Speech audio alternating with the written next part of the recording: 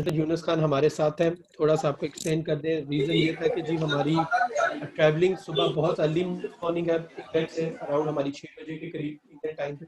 सो उस दिन पॉसिबल नहीं था कि हम यूनुस भाई से इंटरेक्ट करवा सकते हैं आप लोगों का। तो आज का टाइम आप फ्री था, हम लोगों ने रिक्वेस्ट की तो उन्होंने बड़ी खुशी हमारी एक्सेप्ट की और आप सबका भी शुक्रिया इतने शॉर्ट टाइम पे हमें ज्वाइन करने का। प्लीज़ रिक्वेस्ट सबसे ये कि अपना माइक ऑफ रखिएगा।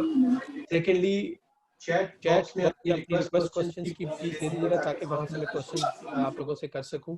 पहले मैं यूनुस भाई से रिक्वेस्ट करूंगा, यूनुस भाई प्लीज आप मेरा ओपनिंग स्टेटमेंट, आपका एक्सपीरियंस कैसा था, कैसे आपने लोगों को देखा परफॉर्मेंस पे, आप थोड़ा बता दें और देन हम फिर क्वेश्चन आंसर सेशन की तरफ प्लीज जाएं। Thank you. थैंक यू रजा भाई।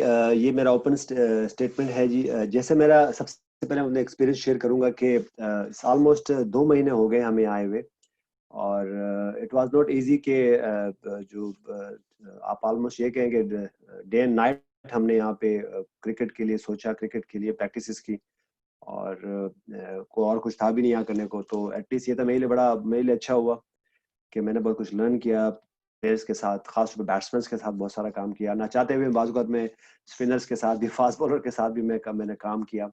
और क्योंकि मेरे सारे कुलीग्स रहे हैं और जितने भी मैं अपने फास्ट बॉलर्स और स्पिनर्स को ले लूँ तो काफ़ी एक्सपीरियंस हुआ। मैंने अपने आइडियाज़ को शेयर किया एज ए कैप्टन जब मैं इस टीम को लीड करता था और स्लिप में खड़ा होता था तो मैंने अपने आइडियाज़ उनके साथ शेयर किया। और अच्छी बात ये थी कि मैंने एक अच्छी बात ये देखी कि इन सब प्लेयर्स ने बहुत ज़्यादा मोटिवेट हो के, क्योंकि ईजी नहीं था इनके लिए। आपने हर दिन क्रिकेट ही खेलनी है ना, आपके बाहर जा सकते हो और यहीं पे आपका सब कुछ था। तो काफ़ी लड़कों ने जो हमने उनसे बात शेयर की है, अपने एक्सपीरियंस शेयर किया तो उन्होंने सुनी और इम्प्लीमेंट करने की कोशिश भी की है। और मैं पॉजिटिव्स देखूं बैट्समैन की, उसमें तो कुछ इनिंग्स मुझे नजर आई हैं। जैसे शान मसूद की पहले टेस्ट मैच में एक बड़ी ज़बरदस्त इनिंग थी और जो मैं चाहता था कि जो भी हमारे प्लेयर्स जब बैट्समैन बैटिंग करें तो वो एक लंबी इनिंग्स खेलें। उसके बाद अजहर अली की अगर मैं आखिरी टेस्ट मैच की बात करूं तो वहाँ पे उनकी वो काफ़ी स्ट्रगल किया उन्होंने, लेकिन हमने उनके साथ जब काम किया, कन्विंस किया और वो जब वो डिलीवर किया तो खुशी हम सब आपके सामने थी, हम सबकी खुशी थी। उसके बाद बाबर आजम की अगर हम बैटिंग की बात करें तो 2 की उनकी तरफ से कोई इतनी बड़ी नहीं है, लेकिन वो हमने देखा कि उनके 50s और 60s वहाँ मौजूद है। उसके बाद जो सबसे ज़बरदस्त बात जो मुझे लगी, जो मुझे सबसे ज़्यादा खुशी है कि मोहम्मद रिजवान की परफॉर्मेंसेस वो बहुत ज़्यादा आउटस्टैंडिंग रही और बड़े एक अरसे बाद किसी कीपर बैट्समैन ने आके यहाँ पे परफॉर्म किया। और बड़ी खुशी होती है जब ऐसे प्लेयर्स जो यंगस्टर जिनके साथ आप डे एंड नाइट काम करते हो और जो कि आपके अंडर बिल्कुल आप कह सकते हैं परवान चढ़ रहे हो, तो वो जब परफॉर्म करते हैं बहुत ज़्यादा खुशी होती है। उसके बाद दो के वो रिजल्ट हमारी तरफ नहीं आया, लेकिन जिस तरह हमने पहले 2 टेस्ट मैचेस खेले वो उसमें अगर थोड़ा सा तो बहुत ही अच्छा होता, लेकिन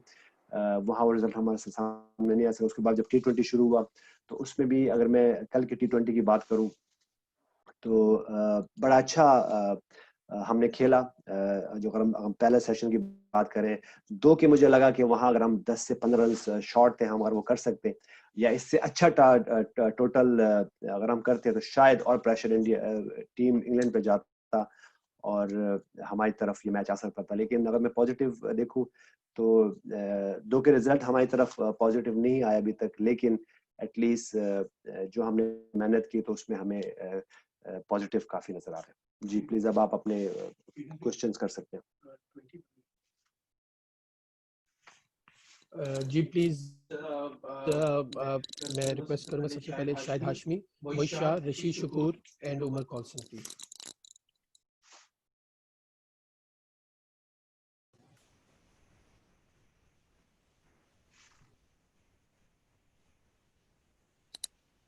जी शायद भाई आपको आवाज आ रही है? जी अब आई आवाज।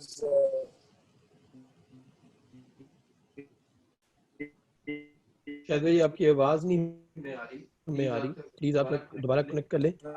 नेक्स्ट जी please Mohit Shah and then Rishi Shakoor sahab. जी रजा आपको आवाज आ रही है मेरी? जी बिल्कुल आ रही है। यूनुस खान से मैं ये क्वेश्चन करूंगा कि यूनुस, जो अस्सलाम वालेकुम। हमने कल टारगेट सेट किया, हेलो। आप समझते हाँ थे भाई। कि ये टारगेट विनिंग टारगेट था और पिच इतनी इजी थी कि मेरा ख्याल है 220 225 तक बनाया जा सकता था। तो हमने मिस कैलकुलेट तो नहीं किया, हमने ऐसा तो नहीं किया कि कैलकुलेशन में थोड़ा प्रॉब्लम हमें हो गया। Thank you. बिल्कुल अब्दुल वही साहब, आपने बिल्कुल सही कहा कि जैसे मैंने पहले भी अपने ओपन स्टेटमेंट में ये बात जिक्र किया कि ये टारगेट हम यहाँ से बेहतर कर सकते थे, क्योंकि इम्पोर्टेंट ये होता है जब आपका एक मोमेंटम आपका सेट हुआ है तो उसके मेरे लिए बड़ा इंपॉर्टेंट ये होता है कि उससे as a leader, as a batsman कि उससे पहले फिनिश ना करें। हो सकता है बाज़ औक़ात अगर हम उनके स्टैट उस ग्राउंड के, उस पिच के निकालें तो हो सकता है कि उसके स्टैट बाज़ औक़ात कम होते हैं, लेकिन मुझे लगा कि कल हमने थोड़ा सा जो हमारा टारगेट था उससे बेहतर हो सकता था, क्योंकि जहाँ जब आपके पास प्रेशर के लिए मौका हो दूसरी टीम को तो अंडर प्रेशर करें, और क्या ही अच्छा होता कि हम 200 प्लस रन यहाँ पे करते हैं और अच्छा टारगेट होता टीम इंग्लैंड के लिए। और जो क्योंकि जो मेन यही है, जब आपकी प्लेयर्स अंडर प्रेशर आते हैं, टीम अंडर प्रेशर आती है तो तभी मिस्टेक्स होती है। तो इंग्लैंड की बैटिंग का एक अच्छी बात ये थी कि वो थ्रू आउट जो है वो प्रेशर उन्होंने हमारे बॉलर्स पे रखा, और जब आप अंडर प्रेशर होते हैं तो आपसे मिस्टेक होती है। जी शाहिद हाशमी, देन ऋषि शकूर।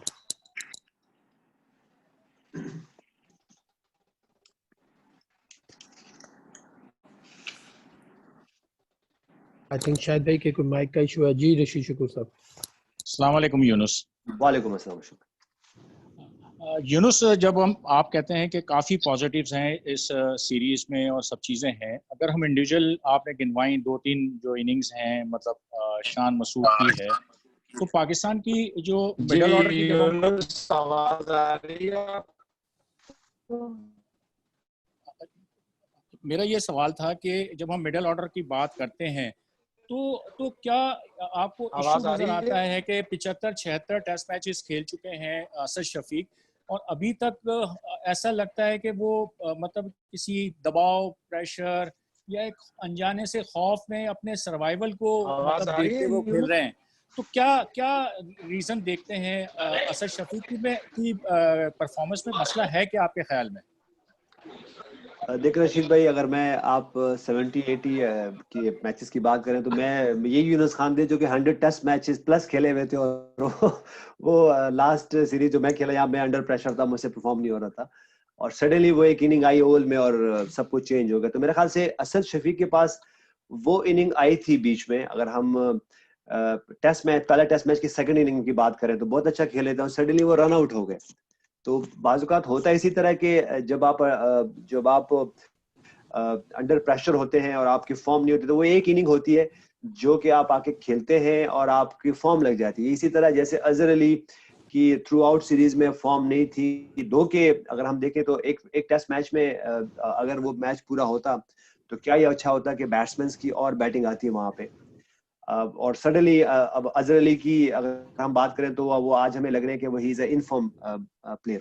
तो असद के साथ भी यही हुआ, असद शफीक के साथ भी यही हुआ कि उनकी वो इनिंग्स आई एक दो दफा, लेकिन वो उनको कैश नहीं कर सके। तो एग्जैक्टली इसी तरह है। और जहां तक उनकी टेक्निक की बात है, टैक्टिक्स की बात है, तो जब आप अंडर परफॉर्म होते हो या अंडर प्रेशर होते हो तो आपकी बहुत सी चीजें सामने नजर आती है। मैंने बहुत कोशिश की असद के साथ कि उनको मैं आइडेंटिफाई कराऊं, उनकी वो वीक एरियाज और उन पे काम करूं, और आप बात काम करते भी हो, लेकिन जैसे मैंने पहले कहा कि ऑन टूर पे बात मुश्किल हो जाता है कि आप बैट्समैन की टेक्निक की बात करो और उसको चेंज करने की कोशिश करो। तो टैक्टिक्स तो आप चेंज कर सकते हो कि आप जैसे हमने अजहर अली के साथ किया, लेकिन बात को टेक्निक चेंज करना और टूर पे थोड़ा सा मुश्किल हो जाता है। आई होप कि मुझे अगर दोबारा कभी मौका मिले इनके साथ, इन प्लेयर्स के साथ, तो मैं इनकी टेक्निक पे और ज्यादा काम कर सकूं, और मेरी बड़ी ख्वाहिश होगी कि ये परफॉर्म करें पाकिस्तान के लिए और ज्यादा पाकिस्तान के लिए सर्व करें पाकिस्तान को। जी मैं करूं कि शायद भाई अवेलेबल है? जी शायद भाई आपकी आवाज आ रही है?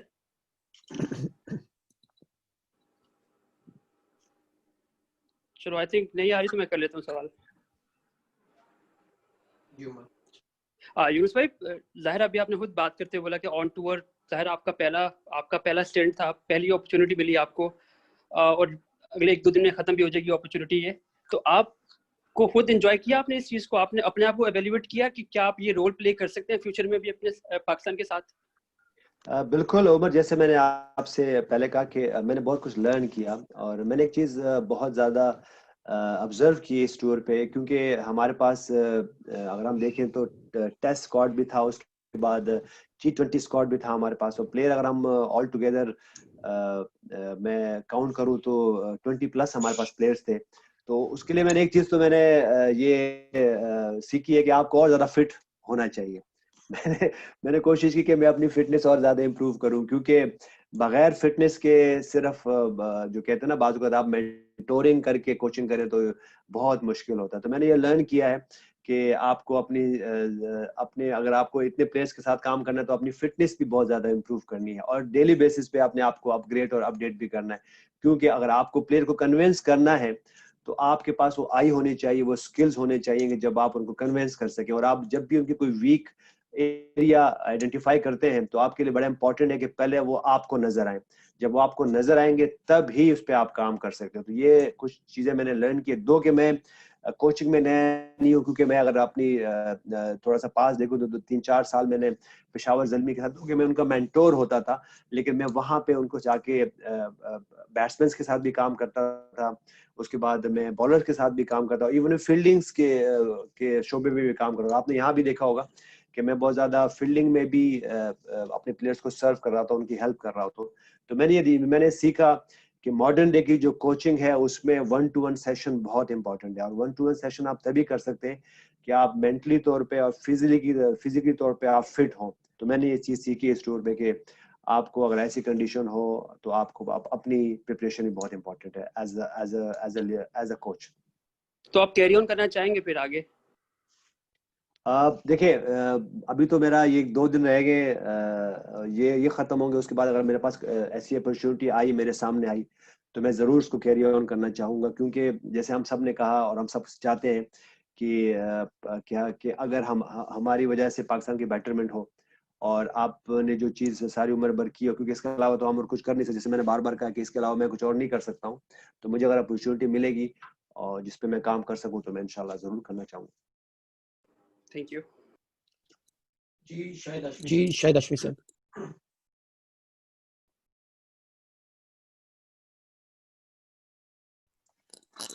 जी शायद भाई आपको आवाज आ रही है?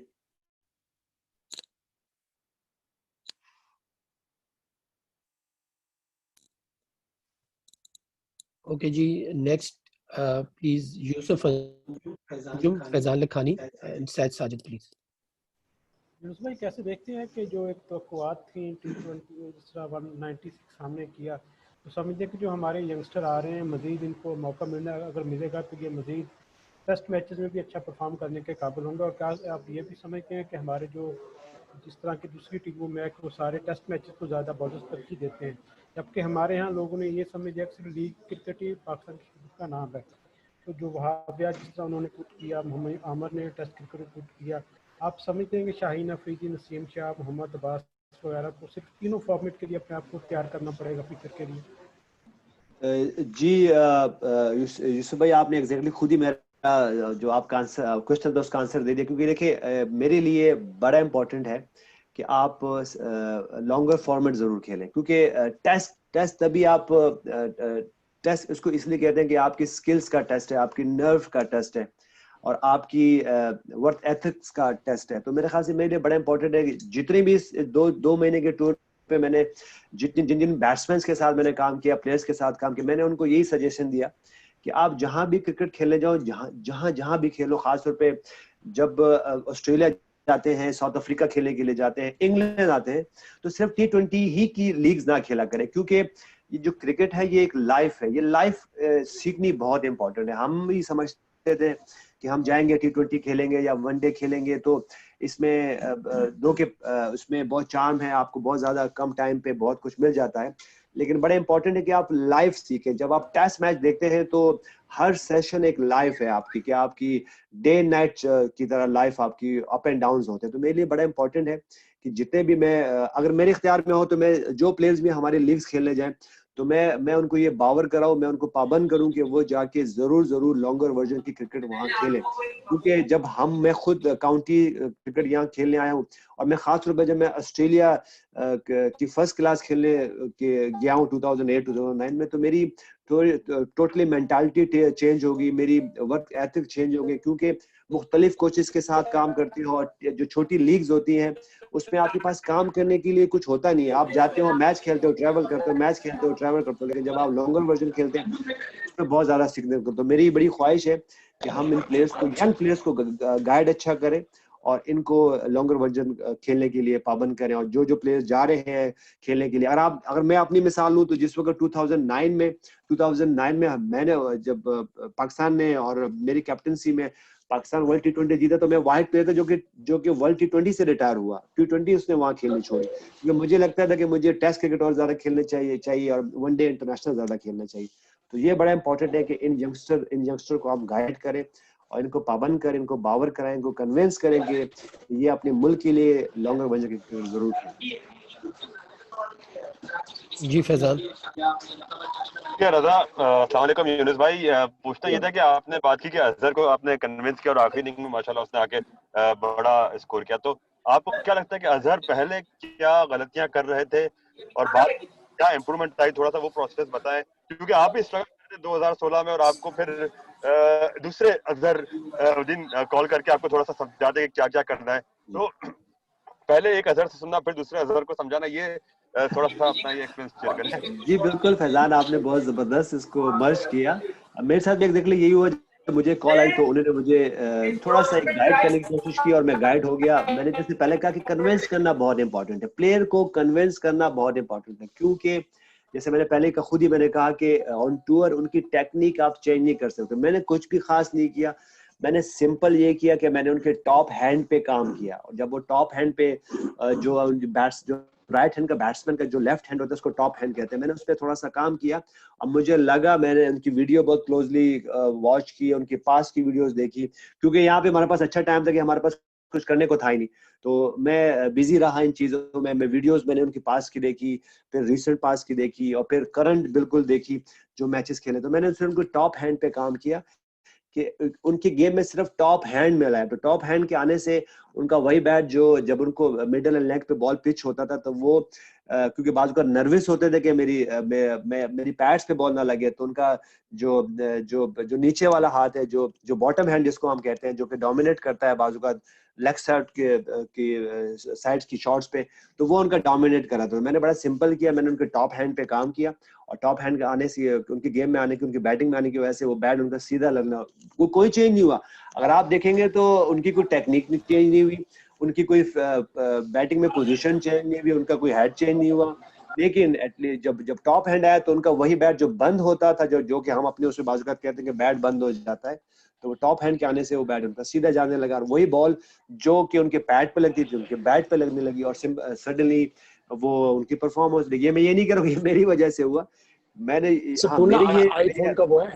मैंने उसको कन्विंस किया अजहर अली को, और वो कन्विंस हो गए।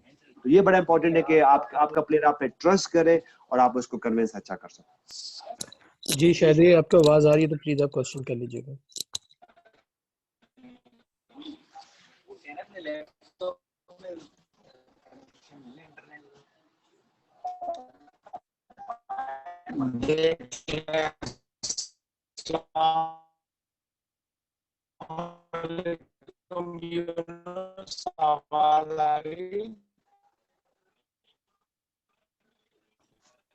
नहीं शायद भी आपकी आवाज हमें नहीं आ रही। जी सच आप प्लीज क्वेश्चन करिए। यूनुस भाई अस्सलाम वालेकुम। जी वालेकुम अस्सलाम। अच्छा यूनुस भाई, बाबर आजम की बात करनी थी। काफी इनएक्सपीरियंस कैप्टन है, अब ग्रेट प्लेयर माशाल्लाह, लेकिन आप भी as a former Pakistan captain, आपको क्या एडवाइस देंगे बाबर को? ड्रेसिंग रूम से भी काफी एडवाइस आ रही थी माशाल्लाह, वहाँ एक काफी लेजेंड्स बैठे थे, और ऑन द फील्ड भी एक काफी एक्सपीरियंस प्लेयर्स है, शुआइब मलिक और मोहम्मद हफीज भी ऑन द फील्ड। काफी कंफ्यूज लग रहा था एट टाइम्स बाबर, आप क्या एडवाइस देंगे बाबर को एज अ कैप्टन यूनुस भाई? जी साज भाई, मैं बिल्कुल भी ये कहूँगा कि देखिए, अगर हम बाबर आजम को देख लें तो काफ़ी अरसे से हमारे T20 और के हमारे कैप्टन हैं, और वनडे के भी हमारे कैप्टन हैं, तो काफ़ी अरसे से वो कैप्टनसी कर रहे हैं। बाज़-औक़ात बिल्कुल कैप्टन के लिए बाज़-औक़ात मुश्किल भी हो जाता है कि आपके पास इतने सपोर्टिंग स्टाफ में आपके पास जब आपके पास सजेशंस आ रही होती है, इवन ऑन फील्ड भी आपके पास सजेशन बाज़-औक़ात आ रही है। लेकिन इसमें एक अच्छी बात होती है कि जितने भी सजेशन चाहे आउटफील्ड से आ रही है, इनफील्ड से आ रही है, वो बेटरमेंट के ही लिए होती हैं। तो मैं तो बड़ा सिंपल उनको एक सजेशन जो मैं उनको देता हूँ, जब भी मेरी उनसे 1 टू 1 जब उनसे मेरी डिस्कशन होती है अबाउट लीडरशिप, क्योंकि मैं खुद भी अगर मैं अपने पास की कैप्टनसी देख लूँ तो मेरे भी इर्द-गिर्द 4, 5, 6 कैप्टन्स होते थे उस वक़्त। लेकिन मैं उनसे यही बात उनको समझाने की कोशिश करता हूँ, उनको सजेस्ट करता हूँ कि वो इनिशिएटिव लें, वो खुद अपने डिसीजन लेना सीखें, और वो लेते भी हैं। लेकिन बाद में हमें ये लग रहा होता है कि शायद ड्रेसिंग रूम से बहुत ज़्यादा कन्विंस करने की कोशिश कर रहे होते हैं या ऑन फील्ड कर रहे हो। लेकिन जब आप लीडर होते हो तो बाज़ औक़ात आपको अपने डिसीजन खुद करने होते हैं, और अगर आपने उनके इंटेंशंस आपकी अच्छी हो और आप कहते हैं ना कि सच्चे दिल से करते हो, तो बाज़ औक़ात आपके गलत डिसीजन भी वो चेंज हो जाते हैं। हमने पास में देखा, मैंने as a captain as a leader बहुत सारे मिस्टेक्स की अपनी लाइफ में, खास तौर पर कैप्टनसी को लेके जब मैं कैप्टन होता था, लेकिन इंटेंशन उसमें बेहतर होती थी। तो बाज़ औक़ात वो गलत फैसले भी आपके जो है ना सीधे हो जाते हैं। तो मेरी यही सजेशन होती है कि वो एज अ लीडर अपने डिसीजन जरूर लेने की कोशिश करें, वो चाहे वो डरे ना। बाज़ औक़ात अगर गलत भी होते तो आप you learn from your mistake. तो मेरी तो यही सजेशन होती है। थैंक यू यूनुस भाई। जी please Qadir Khwaja, Savera and Nadra please.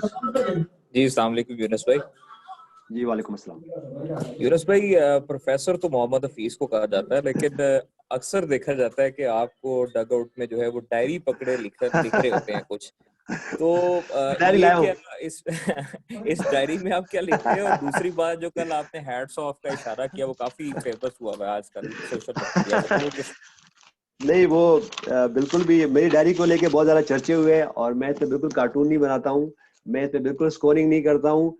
ये कभी अगर आपसे 1 टू 1 में मिलूं, ये मेरा सीक्रेट था, मैं नहीं बताना चाह रहा था, लेकिन मैं क्योंकि बहुत ज्यादा लोगों ने मेरे उस पर बातें की, तो अच्छा भी है, क्योंकि देखें बहुत इंपॉर्टेंट होता है कि ये ऐसी चीजें होनी चाहिए, मैं ये समझता हूँ। और मेरे लिए बड़ा इंपॉर्टेंट ये कि मैं अपने आप को ये सिर्फ मैं बिल्कुल ऑनेस्ट तौर पे कहूँगा, मैं ये सिर्फ अपने आप को बिजी रखने के लिए ये चीजें कर रहा होता हूँ। उसकी वजह होती है कि बाज़-औक़ात हम इंसान है, भूल भी जाते हैं कुछ बातें, छोटी छोटी बातें मैं बाज़-औक़ात लिख भी लेता हूँ। मैंने ये रिसेंट पार्ट, जैसे मैंने पहले भी आपसे टूर से आने से पहले मैंने ये बात शेयर की थी कि मैं टोटल चेंज, अब मैं अपने आप को वो यूनुस खान नहीं समझता हूँ जो कि पाकिस्तान के लिए को रिप्रेजेंट करते थे और पाकिस्तान के लिए क्रिकेट खेलते थे और उनकी बॉडी लैंग्वेज को। अब मैं बिल्कुल, आपने मुझे देखा होगा 2 महीने में मैं बिल्कुल काम होकर बैठा होता हूँ, अपने बाल बना के, अपनी कॉफी लेके, बाज़-औक़ात अपनी चीजें नीचे रखी छुपा के खा भी रहा होता हूँ। और मैं बाज़-औक़ात ना चाहते हुए, क्योंकि मुझे खुशी होती है जिन प्लेयर के साथ मैं काम करूं, मोहम्मद हफीज के साथ आप यकीन करें 2 महीने में डे एंड नाइट मैं उनके साथ काम करता रहा, और उनके जब वो गोल्फ भी खेलते थे तो मैं उनकी स्विंग पे भी बात कर रहा होता था। जब वो सुबह 8 बजे आके 7 बजे आके वो गोल्फ खेल रहे होते थे बाज़-औक़ात ग्राउंड में, जहां हमें अलाउ था, तो मैं आके अपने वहां बैठ के वहां से उनको जो है ना आवाजें लगा रहा होता था, क्योंकि मुझे पता था कि मोहम्मद हफीज के साथ अगर मैंने दोस्ती करनी है तो मुझे उनके लिए आना पड़ेगा। और फिर जब इस तरह मोहम्मद हफीज खुश होके रन्स करते हैं तो मुझे बहुत खुशी होती है, और मैं फिर उनके लिए कुछ ना कुछ कर रहा होता हूँ ताकि उनको ये फील हो, इन प्लेयर्स को फील हो। और आपने देखा भी कि एक दिन मैं यासिर शाह के साथ जप्पी डाल के बैठा हुआ था और उसके बाल बना रहा था। तो ये होना चाहिए, क्योंकि मैंने देखा यही काम मेरे साथ बॉब वुलमर करते थे, he was like a father figure मेरे लिए थे। तो मैं भी चाहता हूँ कि मैं 2 के लड़के मेरे साथ, ये प्लेयर जो है मेरे कुलीग रहे हैं, और मैं रिसेंट पास्ट में इनके साथ में बहुत ज्यादा मैंने अपनी अच्छे और टेस्टिंग टाइम शेयर किया है। लेकिन मैं चाहता हूँ कि मैं उनका फादर फिगर मिलूं, मैं उनकी हेल्प कर सकूं, चाहे वो बाल बनाने में हो, चाहे उनकी बैटिंग टेक्निक में, इवन उनकी लाइफ में भी, कि उनको अपनी लाइफ कैसे कैरी ऑन। मैं समझता हूँ कि अगर मैं एज अ बैटिंग कंसल्टेंट हूँ तो सिर्फ मेरा काम ही नहीं कि मैं बैटिंग तो बहुत छोटी सी एक लाइफ का हिस्सा है। ये जिंदगी बहुत इंपॉर्टेंट है।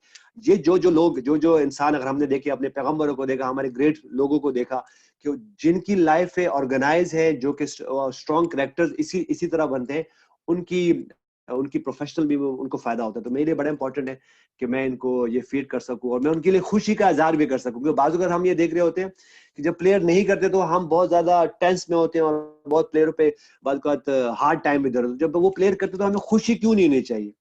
इसी तरह अगर पाकिस्तान टीम अगर आज जीतती है, वर्ल्ड चैंपियन बनती है, तो हम सब क्यों उस खुशी को इजहार नहीं करते? लेकिन जब हमारी कोई टीमें हारती हैं तो हम गुस्से का इजहार तो बहुत ज्यादा करते हैं, तो हम खुशी का इजहार भी करो। तो मैं चाहता हूं कि मैं वो खुशी का इजहार भी बिल्कुल दिल खोल के करूं उनके लिए। जी सवेरा एंड देन नादरा। अस्सलाम वालेकुम यूनुस भाई। मेरा सवाल आपसे ये है कि अभी जब T20 की हम बात करते हैं, सिलेक्शन की बात करते हैं, टीम जो उतरी खेलने के लिए उसकी बात करते हैं, तो मुझे थॉट प्रोसेस नहीं समझ आया। शायद बहुत सारे लोग भी आपसे ये पूछना चाहते होंगे, थॉट प्रोसेस नहीं दिख रहा। अगले 25 महीने में हमने 2 दफा वर्ल्ड T20 खेलना है, बिल्कुल सर पे खड़े हुए हैं, 2 वर्ल्ड T20s एक साथ ऊपर तले आ रहे हैं। तो मुझे कोई एक थॉट प्रोसेस नहीं दिखा कि हम फॉरवर्ड थिंकिंग करना चाह रहे हैं या हम अपने सीरियस को ये इंग्लैंड की सीरीज देके उनको खुदाफिज करना चाहते हैं। क्या क्या प्लान है आप लोगों के माइंड में? देखिए सर, मेरा पहले तो आपका क्वेश्चन बहुत जबरदस्त है, इसलिए कि मैं इसके लिए बिल्कुल रेडी था और मेरे पास बिल्कुल आंसर भी था इसके लिए कि मैं प्रिपेयर होके आया था कि ऐसा सवाल जरूर होता है, क्योंकि ऐसे सवाल मेरे मुतालिक भी बहुत हुए। जब मैं एक सीनियर प्लेयर था तो मुझे भी कहते थे जी कि ये हमारे फ्यूचर प्लान में नहीं है, इसको निकाल देना चाहिए। मैं ये समझता हूँ कि अगर मोहम्मद हफीज जिस तरह कल ये मैचेस खेले हैं, हम क्या नहीं चाहते हैं कि वो इस तरह के प्लेयर, ये इस तरह की इनिंग्स हमारे लिए हर मैच में खेले। अगर मोहम्मद हफीज यही फॉर्म, यही फिटनेस और इम्प्रूव करे, यही स्किल अपने और इम्प्रूव करे, यही जो कल उन्होंने इनिंग खेली है, यही जो उन्होंने ऑलमोस्ट 160, 70, 90 स्ट्राइक रेट से मैच के अपनी इनिंग खेली है, अगर ये 200 और 250 के स्ट्राइक रेट से खेलें और अगले 10 साल तक खेले, तो हम क्यों उसको बाहर करना चाहेंगे? तो मेरे ख्याल से अगर मैं यहाँ से मैं काउंट करूं तो वर्ल्ड T20 से पहले हमारे पास कोई 20 से 21 मैच होंगे हमारे पास खेलने के लिए। अगर हम ये काउंट करें तो मेरे ख्याल से 20+ मैचेस हमें मेरे ख्याल से शायद मिलेंगे हमें। तो अगर उन 20 मैचेस में और उसके बाद अगर 10 से 15 मैचेस और वो फिटनेस मोहम्मद हफीज या शुएब मलिक वो कर लेते हैं और वो खेल सकते हैं, तो हम क्यों उनको बाहर निकालना चाहेंगे? लेकिन उसके लिए इंपॉर्टेंट ये है कि हम बाजू का ये चीज मिस कर जाते हैं। हम समझते हैं कि जी यंगस्टर ले आए, या हमारा एक जो थॉट प्रोसेस बाजू का ये होता है कि जी नहीं होने चाहिए प्लेयर, सीनियर नहीं होने चाहिए, सारे जूनियर। मैं भी समझता हूँ कि T20 में बिल्कुल यंग ब्लड होना चाहिए, लेकिन आप अगर मुझे बताएं कि आज इसकी क्या गारंटी कि कोई भी जो यंग प्लेयर है वो आएगा, और अगर वो आए और वो अगले 5, 6, 7, 8, 10 मैचों में परफॉर्म नहीं करे तो क्या वो हम उनको कंटिन्यू खिलाएंगे? तो ये हमारे लिए ये बड़ा इंपॉर्टेंट है कि हम उस प्लेयर को पिक करें जो के लॉन्गर वर्जन। ठीक है, हम समझते हैं कि हम अगर आज अपने यंगस्टर को हम सिलेक्ट कर लें और हम इसकी लेकिन उसकी कोई गारंटी नहीं कि वो जाके अगले 20 मैचों में परफॉर्म करेंगे। तो ये हमारे लिए बड़ा इंपॉर्टेंट है। मैं ये समझता हूं कि अच्छी टीमें तब बनती है जब आपके पास कुछ सीनियर प्लेयर होने चाहिए, चाहे वो T20 हो, चाहे वो वनडे क्रिकेट हो, चाहे वो टेस्ट क्रिकेट में। आप देख लें हम क्यों स्ट्रगल कर रहे हैं आज, क्योंकि हमारे पास, हम समझते हैं कि इस टीम में मिसबाह उल हक जैसे प्लेयर नहीं है, यूनुस खान जैसे प्लेयर नहीं है, उनको और क्रिकेट खेलनी चाहिए थी, दोनों क्यों चले गए। इसी तरह अगर मैं श्रीलंका में चला जाऊं तो हम बात करें कि संगाकारा के जाने से, महिला जयवर्धने के जाने से वो स्ट्रगल कर रहे हैं। तो मेरे ख्याल से ये बड़ा इंपॉर्टेंट है कि हम उन प्लेयर को रखें जो कि साथ में यंग ब्लड भी साथ आपके चलता रहे, और वो सिर्फ T20 में नहीं है, वो वनडेज में भी है, टेस्ट क्रिकेट में भी है, और साथ में वो एक बैलेंस टीम बनाए जो कि जिससे आपकी टीम कंट्री भी जीते। क्योंकि जब आपकी नेशनल टीम हारती है तो बहुत सारे मसले मसाइल शुरू होते हैं। तो इसलिए ये बड़ा इंपॉर्टेंट है कि आपकी टीमें जीते भी और साथ में यंग ब्लड जो है ना वो डिसेंट टाइम में इंडक्ट होता रहे। जी नादरा, देन एहसन, आप प्लीज शायद के आप पे क्वेश्चन करिए।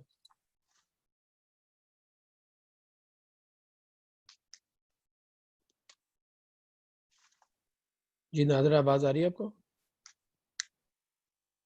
ओके जी, एहसन आप प्लीज क्वेश्चन कर लीजिएगा नादरा। थैंक यू रजा भाई। यूनुस भाई, शायद हाशमी साहब का नेट नहीं चल रहा तो वो क्वेश्चन पूछ रहे हैं। उन्होंने जो हमारी टेस्ट सीरीज थी उसके फर्स्ट इनिंग्स के स्कोर्स 326, 236 और 273 वो कह रहे हैं हमारे फर्स्ट इनिंग स्कोर्स थे। तो ओवरऑल इस परफॉर्मेंस से टीम की क्या आप डिसअपॉइंटेड हैं, गुस्से में हैं या आप सेटिस्फाइड हैं? नहीं, बिल्कुल नहीं, मैं गुस्से में भी नहीं हूँ, सेटिस्फाइड भी नहीं हूँ, डिसअपॉइंटमेंट भी नहीं हूँ, क्योंकि वजह ये है कि जैसे मैंने पहले कहा कि ये एक लर्निंग प्रोसेस है इन प्लेयर्स के लिए, क्योंकि मेरे लिए भी एक लर्निंग प्रोसेस था कि मैं first time full batting consultant या बैटिंग कोच आप कह सकते हो कि मैं भी खुद लर्न कर रहा था। लेकिन अगर मैं यही बात कहूँ कि अगर हम इन इनिंग्स को जो अगर हम इंग्लैंड की भी देखें तो इंग्लैंड की भी इतना ही ऑन एंड ऑफ रहा। अगर हम पहली इनिंग की बात करें, पहले मैच की पहली इनिंग की बात करें तो वहां पे हमने लीड ली वहां उनसे।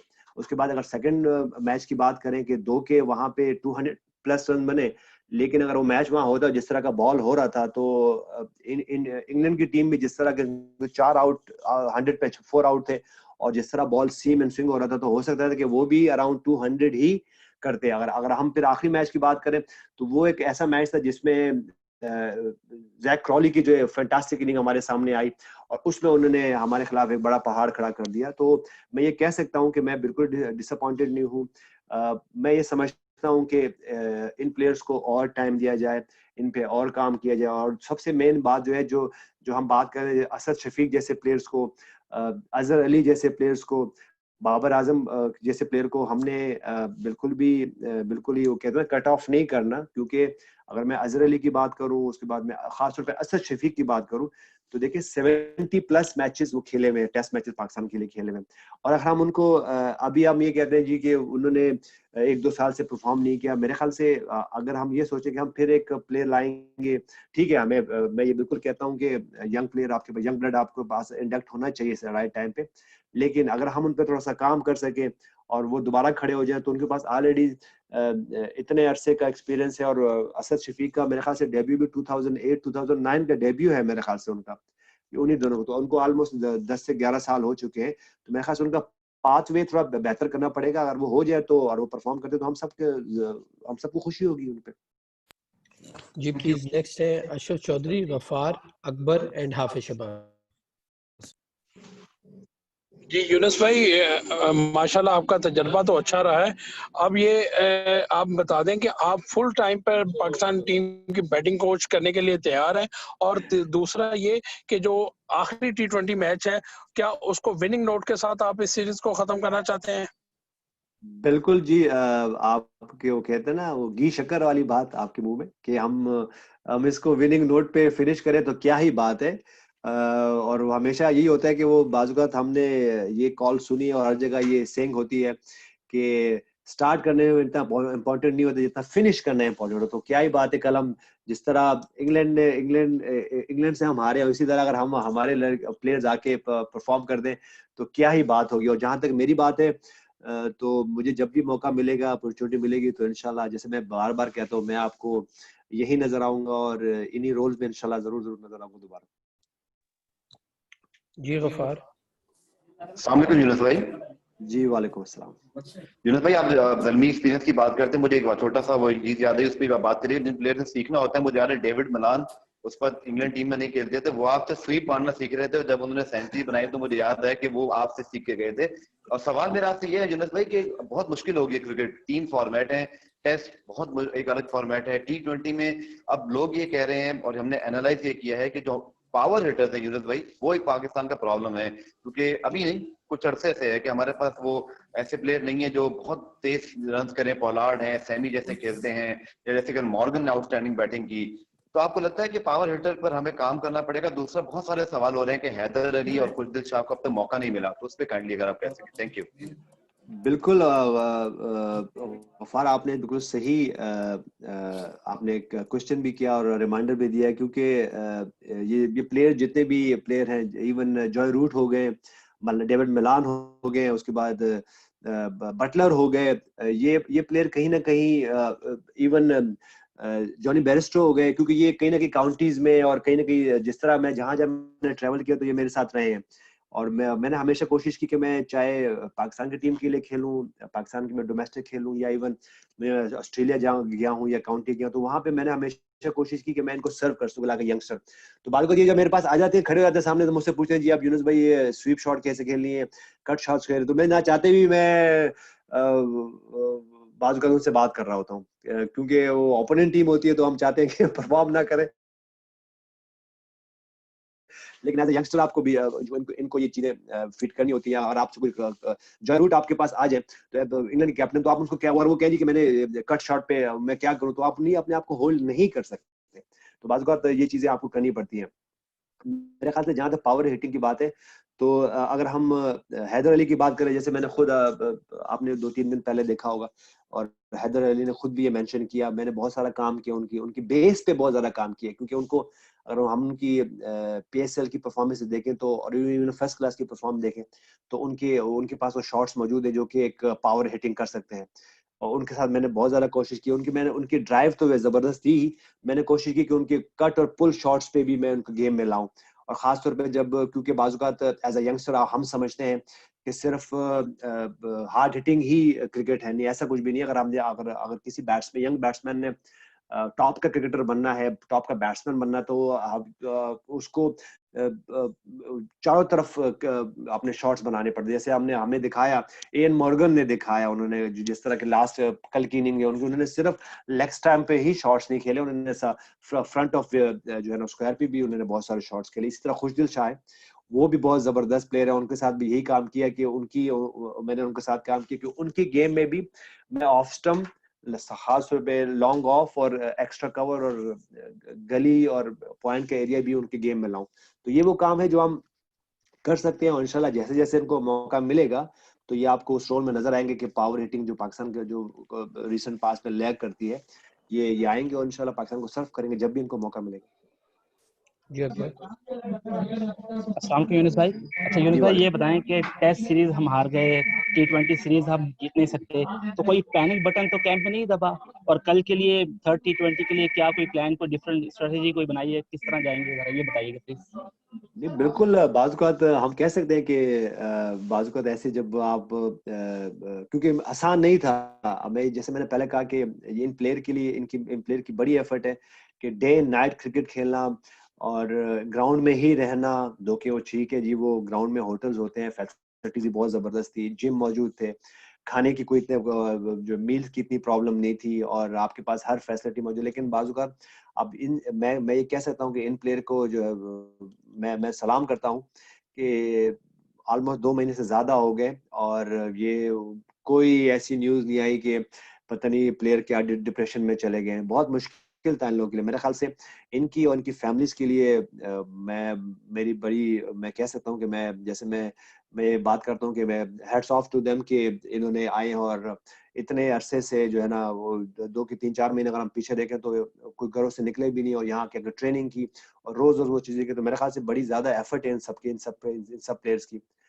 और जहां तक पैनिक बटन पर बात है कि जब आप टूर्स पे हारते हैं तो जाहिर सी बात है कि इंसान है, हम इंसान है, बाज़-औक़ात ये होते है कि आप इतना ज्यादा मेहनत करते हो, जब बाज़-औक़ात वो रिजल्ट आपकी तरफ नहीं, तो थोड़ा सा पैनिक बटन ऑन होता है। लेकिन एंड द एंड में हमारे ग्रुप में ऐसे कैरेक्टर्स हैं वो जो कि मैनेजमेंट भी हैं और टीम में भी है, जिनको जो कि फ्रंट पे आते हैं और वो चीज़ों को थोड़ा सा कूल करने की कोशिश करते हैं। तो आई होप कि इंशाल्लाह पाकिस्तान कल का मैच जीते, और जो थोड़ी बहुत नर्वसेस हैं, जो थोड़ी बहुत बाज़-औक़ात वो डिप्रेशन आती है, तो वो खत्म हो इंशाल्लाह।